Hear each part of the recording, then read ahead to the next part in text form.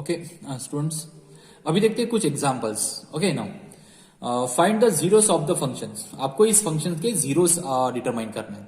Okay now so zeros क्या होते हैं? जेड की ऐसी वैल्यू अगर मैं उस फंक्शन में पुटअप करता हूं तो मुझे आंसर एफ ऑफ जेड का जीरो मिलना चाहिए. ओके तब हम बोलेंगे उस जेड के वैल्यूज को कि ये एफ ऑफ जेड का जीरो है. ओके फॉर एग्जाम्पल हम फर्स्ट एग्जाम्पल सॉल्व करते हैं. ओके आपको जो एफ ऑफ जेड दिया है वो दिया है जेड स्क्वेयर प्लस 9. ठीक है ना. आपको इसके जीरोस निकालना. अब इसके जीरोस निकालने के लिए ठीक है उस फंक्शन को जीरो के साथ कंपेयर करो. अब ये जो फंक्शन है ये जेड स्क्वेयर प्लस 9 है तो मैं जेड स्क्वेयर प्लस 9 को जीरो के साथ कंपेयर करता हूं. ओके तो यहां से मुझे जेड स्क्वेयर की वैल्यू मिलती है -9. ओके तो जेड की वैल्यू मिलती है ये मिलती है प्लस माइनस अंडर रूट 9 ये होता है 3 और अंडर रूट ऑफ -1 होता है i तो under root of 3i plus minus. Okay तो कहने का मतलब ये है कि अगर मैं z की वैल्यू 3i पुटअप करता हूं यहां पे तो 3i का स्क्वायर कितना होता है 3 का स्क्वायर 9 i का स्क्वायर -1. ओके तो ये होता है -9 प्लस 9. आंसर कितना मिलेगा आपको 0. ओके अगर आप -3i भी यहाँ पे z की जगह पुटअप करते हो तो भी आपका आंसर कितना मिलेगा 0. तो मतलब z equal to plus minus 3i के लिए एफ ऑफ जेड का आंसर कितना मिल रहा है 0. तो z equal to plus minus 3i हो गए आपके zeros of f of z. Okay no तो यहाँ पे लिखूंगा z equal to plus minus 3i are the zeros of f of z like that. Okay no अब नेक्स्ट अब देखते हैं सेकंड एग्जांपल. यहां पे जो एफ ऑफ जेड दिया है आपको वो दिया है z square plus 8 upon z to the power 4. ठीक है ना. आपको निकालना है इस फंक्शन के जीरो. अब देखो अगर फंक्शन न्यूमरेटर अपॉन डिनोमिनेटर के फॉर्म में होता है दोनों में जेड के फंक्शंस होते हैं तो इसका जो आंसर जीरो कब आता है इसका आंसर जीरो कब आता है अगर न्यूमरेटर जीरो होता है. ओके अगर देखो न्यूमरेटर अगर जीरो होता है और डिनोमिनेटर कुछ कांस्टेंट नंबर होता है ठीक है तब फंक्शन का आंसर टोटल जीरो आता है. क्लियर है. नहीं तो फिर अगर डिनोमिनेटर अगर इंफिनिटी होता है और न्यूमरेटर जो होता है वो कोई कांस्टेंट नंबर होता है एक्सेप्ट जीरो. ठीक है ना एक्सेप्ट इंफिनिटी. ओके ना तो भी इस फंक्शन का आंसर कितना आता है 0. तो ये दोनों के दोनों केस में आपको फंक्शन का आंसर कितना मिलेगा 0 मिलेगा. ओके ना. तो यहां पे भी क्या है यहां पे जो न्यूमरेटर देखो अगर मुझे इसका जीरोस निकालना है तो एक तो न्यूमरेटर को जीरो के साथ कंपेयर करो या फिर डिनोमिनेटर को इन्फिनिटी के साथ कंपेयर करो. ओके देखो अगर मैं यहां पे सॉल्यूशन में मैं न्यूमरेटर को सबसे पहले जीरो के साथ कंपेयर करता हूं तो z square plus 8 equal to 0. तो अगर न्यूमरेटर की वैल्यू 0 पुटअप करता हो ओके जेड की वैल्यू 0 नहीं होनी चाहिए ध्यान में रखना. ओके देखो मैं बताता हूं आपको. तो यहां पे जेड स्क्वेयर इक्वल टू -8 हो जाएगा तो z की जो वैल्यू हो जाएगी वो हो जाएगी प्लस माइनस अंडर रूट 8 होता है 2 under root 2 into i under root of -1 i होता है. क्लियर है ना. तो ये होती है z की value plus minus 2 under root i. Okay ना. अगर मैं z की वैल्यू यहाँ पे प्लस या फिर -2 अंडर रूट 2 आई पुटअप करता हूं ओके तो यहाँ पे जेड स्क्वायर का आंसर आ जाएगा -8.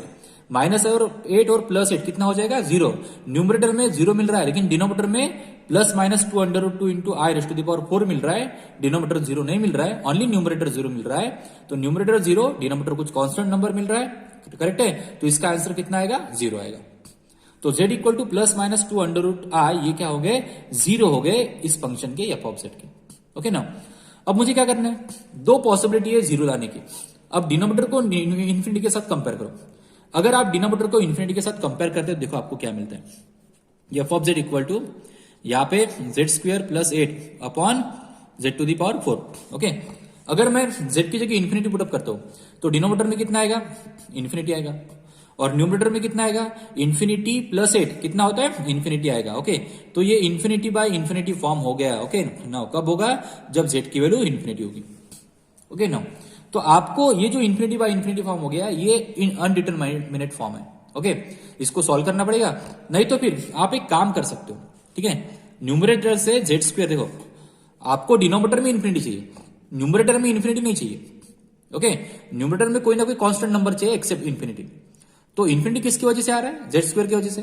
तो जेड स्क्वायर को अगर मैं यहां से कॉमन निकालता हूं तो यहां पे बचेगा 1 प्लस 8 अपॉन जेड स्क्वायर. ठीक है ना अपॉन में यहाँ पे z to the power 4 z square के साथ z square get cancel. Okay तो यहां पे मिलेगा 1 plus 8 upon z square upon में जेड स्क्वेयर। ओके, तो ये होता है आपका f of z. Okay no, हाँ इस तरीके से ये होता है आपका एफ ऑफ जेड। अब यहां पे क्या होगा कि अब देखो, अब अगर मैं जेड की वैल्यू इन्फिनिटी पुट अप करता हूं, ओके नो, तो if z equal to infinity, तो एफ ऑफ जेड की वैल्यू कितनी मिलेगी? ओके, यहाँ पे 1 plus 8 upon infinity upon infinity का स्क्वायर मतलब इंफिनिटी। अब आपको पता है कि 1 upon infinity, constant upon infinity ये होता है 0, तो यहाँ पे आएगा 1 plus 0 okay upon infinity. Okay, और न्यूमरेटर में कांस्टेंट नंबर आ रहा है, डिनोमिनेटर में इंफिनिटी आ रहा है, तो 1 अपॉन इंफिनिटी जो होता है वो होता है 0। ठीक है, तो z इक्वल टू इंफिनिटी के लिए देखो, z इक्वल टू इंफिनिटी के लिए एफ ऑफ जेड का आंसर कितना मिल रहा है आपको? 0 मिल रहा है, तो z इक्वल टू इंफिनिटी भी क्या हो गया? ये भी जीरोस में आता है। Okay, so therefore z equal to plus minus 2 under root 2 i. Okay now and infinity ये क्या हो गए? Are the z equal to plus minus 2 under root 2 i और infinity are the zeros of f of z. ये इस तरीके से, ठीक है ना। आई होप आपको दोनों एग्जांपल समझ में आए होंगे। ओके ना, अब थर्ड एग्जांपल देखते हैं ना। अब ध्यान दो, थर्ड एग्जांपल यहां पे है f of z equal to z into sine z. Okay ना, मुझे इस फंक्शन के जीरोस निकालना, तो जीरोस निकालने के लिए यहाँ पे डिनोमिनेटर में तो 1 है। ओके, तो ओनली न्यूमरेटर में आपका जेड इंटू साइन जेड है। तो अगर यहाँ पे जीरोस निकालने के लिए ओके इस फंक्शन को कंपेयर करते हैं जीरो के साथ, z into sine z equal to 0। Okay, यहाँ पे दो फंक्शन का मल्टीप्लीकेशन है, अगर दो फंक्शन का मल्टीप्लीकेशन 0 है तो each function equal to 0, either z equal to 0 और यहाँ पे और आएगा और sine z equal to 0।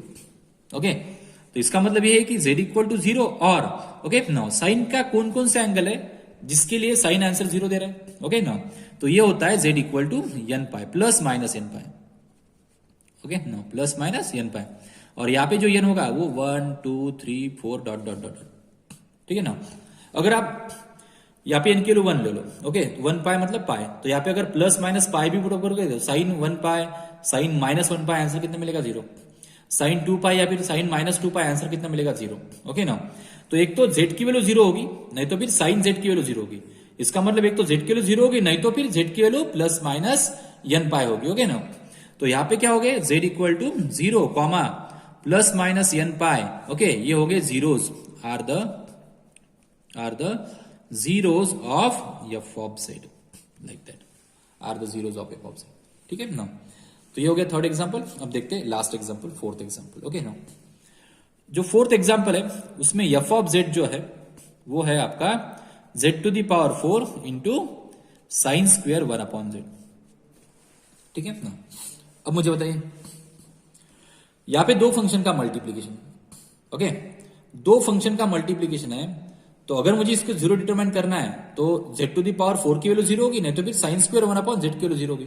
Okay ना, अगर आप जेड की वैल्यू 0 लेते हो, फॉर एग्जांपल जेड की वैल्यू 0 लेते हो, तो अगर मैं यहाँ पे 0 पुट अप करता हूं तो 0 टू दी पावर 4 0 होगा इंटू साइन ओके 1 अपॉन 0, यहाँ पे कितना होगा? इंफिनिटी होगा, और साइन इंफिनिटी डिफाइन है क्या? नहीं है, तो मतलब z equal to 0 put up करने से मुझे एफ ऑफ जेड जो है वो डिफाइन नहीं हो रहा है, मतलब इसका आंसर 0 आ सकता है या फिर नहीं भी आ सकता है।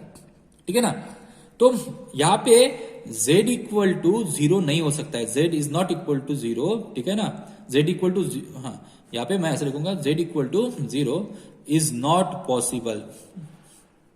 ठीक है ना, z इक्वल टू 0 पॉसिबल नहीं हो सकता, क्यों? क्योंकि अगर मैं z की वैल्यू 0 पुट अप करता हूं तो 0 इंटू साइन, यहाँ पे 1 अपॉन 0 आ रहा है और 1 अपॉन 0 इंफिनिटी होता है, और साइन इंफिनिटी की वैल्यू डिफाइन है क्या? नहीं है। तो अगर ये वैल्यू डिफाइन नहीं है, उसके साथ अगर मैं 0 का मल्टीप्लिकेशन करता हूं तो मुझे नहीं पता कि आंसर क्या आएगा, तो इसलिए z इक्वल टू 0 ये पॉसिबल नहीं हो सकता है। ठीक है ना, मतलब z equal to 0 is not a 0। Okay, तो z की वैल्यू तो 0 नहीं होगी, तो फिर बचा कौन? Sine square 1 upon Z. So therefore sine square 1 upon Z इसकी वैल्यू 0 हो सकती है। ओके ना, अब यहां पे sine square 1 upon Z equal to 0 taking square root, तो sine 1 upon Z equal to 0। अब साइन 1 अपॉन जेड की वैल्यू 0 कब आती है? जब उसका एंगल एन पायर होता है। So it implies that 1 upon z, इसका एंगल 1 अपॉन जेड है, तो इसकी value plus minus N pi होनी चाहिए। ओके, आपको जीरोस निकालना है, so therefore z is equal to कितना होगा, z equal to taking reciprocal 1 plus minus 1 upon n pi, इस तरीके से, ठीक है। तो z equal to plus minus n pi हो गया, ठीक है। ये होंगे आपके जीरोज। ओके देखो, अगर मैं z की वैल्यू यहाँ पे n की जगह मैं 1 लगता हूँ, n equal to 1 2 3 4 dot dot dot, okay ना। n की जगह अगर मैं 1 रखता हूँ तो यहाँ पे 1 अपॉन पाई हो जाएगा प्लस माइनस, ओके। यहाँ पे देखो z की जगह 1 अपॉन पाई, तो ये आंसर है आपका 0 नहीं मिल रहा है, ओके। यहाँ पे 1 upon pi raise to the power 4 आएगा, और यहाँ पे z की वैल्यू 1 अपॉन पाई, ये जाएगा न्यूमरेटर में, तो साइन पाई हो जाएगा, साइन पाई 0, 0 इंटू 1 अपॉन पाई, आंसर कितना मिल रहा है आपको, 0 मिल रहा है, ओके। तो z की वैल्यू आप 1 अपॉन n पाई रखो, तो यहाँ पे साइन n पाई हो जाएगा, साइन n पाई होता है 0, और यहाँ पे n pi raise to the power 4 हो जाएगा, तो n pi raise to the power 4 into 0, answer कितना मिलेगा आपको, 0। तो z equal to plus minus 1 upon n pi are the zeros of f of z, okay ना। तो इस तरीके से आप जीरोस फाइंड आउट कर सकते हैं, ओके। इसके बाद देखते हैं कि पोल्स कैसे डिटरमाइन करते हैं, ठीक है। आप इतना लिख लीजिए, वीडियो पॉज कर करेंगे।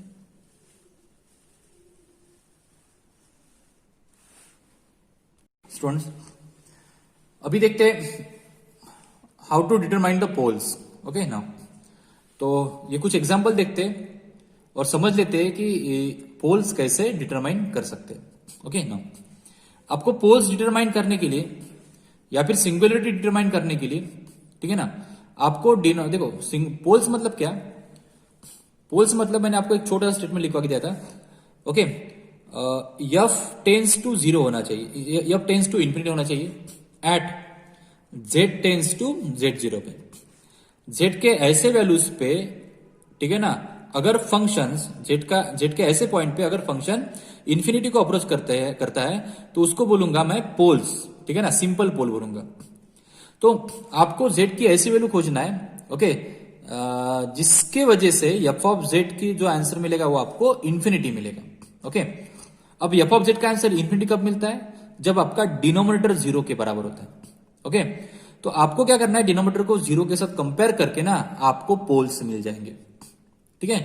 तो यहां पे पोल डिटरमाइन करने के लिए डिनोमिनेटर को 0 के साथ कंपेयर करो, तो यहां पे z माइनस जेड क्यूब जो है उसको 0 के साथ कंपेयर करता हूं, तो यहाँ पे z कॉमन निकल जाएगा। अच्छा पहले इसको ऐसा लिख लेते हैं, ये 1 अपॉन यहाँ पे z कॉमन निकल लेते हो, यहाँ पे 1 माइनस जेड स्क्वायर मिलेगा, ओके ना। ये हो गया आपका फंक्शन। अगर आपको पोल निकालना है तो डिनोमिनेटर को 0 के साथ कंपेयर करो, सो इसका मतलब ये है z into 1 minus z square equal to 0, तो यहां से मिलेगा z इक्वल टू 0 और 1 minus z square equal to 0, तो इसका मतलब ये है कि z इक्वल टू 0 और z square is equal to 1, इसका मतलब ये है कि z इक्वल टू 0 और z equal to plus minus 1, ठीक है ना, taking square root z equal to plus minus 1 मिलेगा। तो यहां पे जो पोल हो गए z equal to 0 plus 1 and minus 1, okay ना, ये सभी के सभी क्या हो गए, पोल्स हो गए, क्योंकि अगर मैं z इक्वल टू 0 यहां पे पुटअप करता हूं तो 1 अपॉन 0 आंसर मिलेगा डिनोमिनेटर का, ओके, और 1 अपॉन 0 कितना होता है, इंफिनिटी होता है, ओके। तो f ऑफ z का आंसर इंफिनिटी मिल रहा है। z इक्वल टू 1 पुटअप करूंगा तो 1 का स्क्वायर 1 आएगा, तो 1 माइनस 1 0, अगेन डिनोमिनेटर में 0 मिल रहा है, ओके। तो यहाँ पे f ऑफ z का आंसर इंफिनिटी मिलेगा। अगर मैं z के लिए माइनस 1 भी पुटअप करता हूं यहाँ पे, तब भी मुझे डिनोमिनेटर का आंसर 0, मतलब f ऑफ z का आंसर इंफिनिटी मिल रहा है, ओके। तो z इक्वल टू 0 1 और माइनस 1, इसको क्या कहेंगे, poles, okay no, are the simple pole, okay, are the simple poles. ये क्या है, ये सभी सिंपल पोल है, ओके। यहाँ पे कोई पोल रिपीट हो रहा है क्या, नहीं। अगर पोल रिपीट होता है तो उसको बोलेंगे it is a pole of order 2। अगर 2 बार रिपीट हो रहा है पोल तो हम बोलेंगे इसका ऑर्डर 2 है, 3 बार रिपीट हो रहा है तो बोलेंगे कि इसका ऑर्डर 3 है, इस तरीके से, ओके। तो ये सभी के सभी सिंपल पोल है, एक ही बार रिपीट हो रहा है ना। अब देखते हैं सेकंड एग्जांपल, नंबर 2। यहाँ पे f ऑफ z जो दिया है आपको, वो दिया है z to the power 4 upon यहाँ पे 1 plus z to the power 4, okay ना। पोल डिटरमाइन करने के लिए देखो, सिंगुलरिटी डिटरमाइन करने के लिए या फिर पोल डिटरमाइन करने के लिए आपको डिनोमिनेटर को 0 के साथ कंपेयर करना पड़ेगा, ओके। पोल मतलब क्या, z की ऐसी वैल्यू जिसके लिए f आंसर क्या देगा, इंफिनिटी देगा, ओके, उस z की वैल्यू को बोला जाएगा पोल्स। तो पोल्स, अब देखो इस फंक्शन का आंसर इंफिनिटी लाने के लिए मुझे डिनोमिनेटर में जीरो लाना जरूरी है, ठीक है ना। अब डिनोमिनेटर में जीरो कब आ सकता है ये जानने के लिए आपको डिनोमिनेटर को जीरो के साथ कंपेयर करना पड़ेगा। ओके, तो यहां पे क्या मिलेगा आपको, z टू दी पावर 4 है, 4 बार इसका आएगा। ओके ना। अब इसके पोल डिटरमाइन करने के लिए आपको कुछ ऐसा करना पड़ेगा, ये 1 को लिखो 1 स्क्वायर प्लस, ओके, और यहां पे लिखना आप क्या लिखोगे, z टू दी पावर 4 है तो यहां पे हम लिखेंगे z स्क्वायर का स्क्वायर, ठीक है ना। अब यहां पे एक काम करेंगे, यहां पे 1 मतलब होता है आई स्क्वायर, ठीक है। 1 स्क्वायर आई स्क्वायर के लिए होती है -1। ओके, यहाँ पे तो -1 नहीं है, आप इसको फैक्टराइज नहीं कर सकते, इक्वल टू 0 है। तो एक काम करो, इसको हम लिखेंगे z स्क्वायर, इसको हम लिखेंगे कुछ इस तरीके से, इस तरीके से लिखेंगे z to the power 4 equal to -1। Okay ना। अगर z to the power 4 equal to -1 हो गया तो z इक्वल टू कितना मिलेगा, -1 रेज़ टू दी पावर 1/4 मिलेगा, ठीक है ना।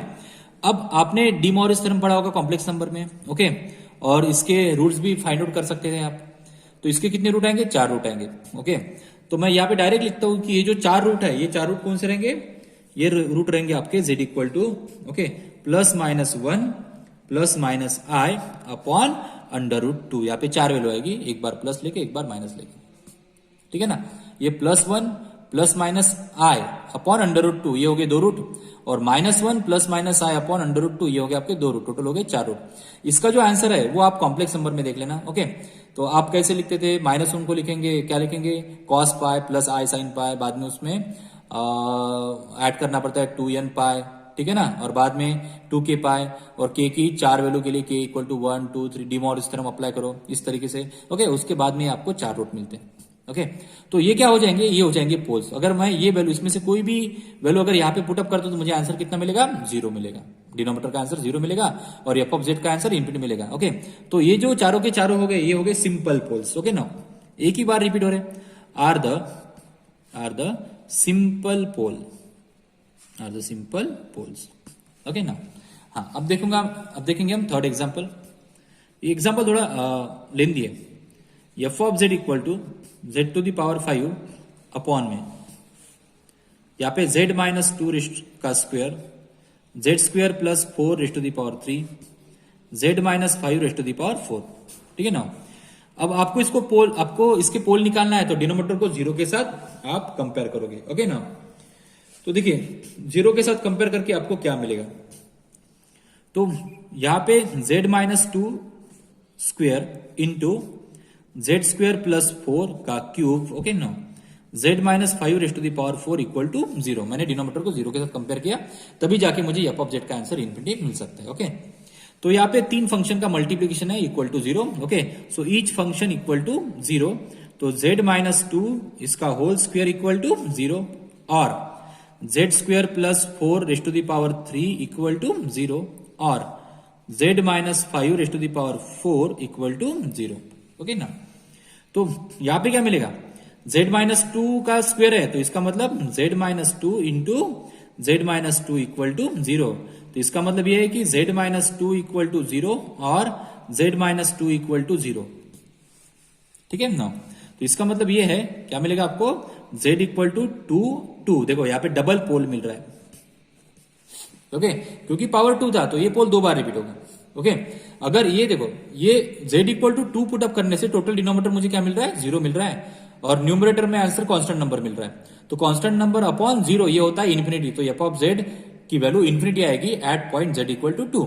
लेकिन z की 2 वैल्यू ये 2 बार रिपीट हो रही है, तो इससे कहते हैं z is equal to 2 is a pole of order 2, of order 2, 2 बार रिपीट हो रहा है तो इसलिए ऑफ ऑर्डर 2। ओके, या फिर z equal to 2 is a double pole भी बोल सकते हो आप। ओके ना, अब देखते हैं यहाँ पे z² प्लस 4 का क्यूब है, तो ये 3 बार रिपीट होगा, तो यहाँ पे मैं ऐसे लिखूंगा z² प्लस 4 इक्वल टू 0, लेकिन ये 3 बार रिपीट हो रहा है, इसको भूलना मत। ओके, तो z² इक्वल टू ये होगा -4।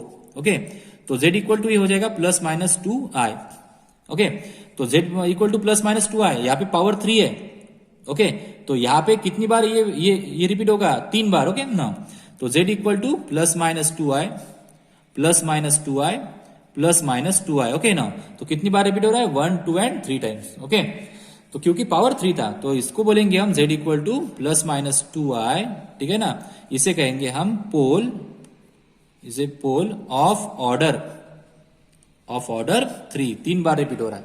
ओके, तो इसलिए हम इसको इसे कहेंगे pole of order 3, triple pole बोलेंगे इसको। ठीक है ना, अब है z टू द पावर 4, ठीक है, equal to 0। z minus 5 raise to the power 4 equal to 0।